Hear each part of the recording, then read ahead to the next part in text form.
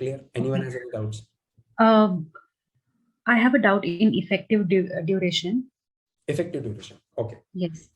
Just let me go in effective duration. Yeah, tell me. There is a table. The table. Yes, this one. So it says that it is helpful in small changes in the yield curve. Yes. I think there has to be the correction. The effective duration does not necessarily provide better estimates of bond for smaller changes in yield.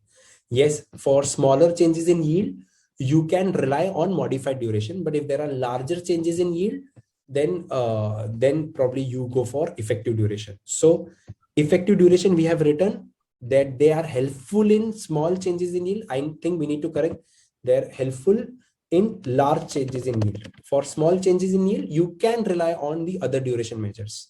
So effective duration are better when bonds have embedded option and the yield changes is large, because only if the yield change is large, then there is a possibility of the bond being called back or high prepayment.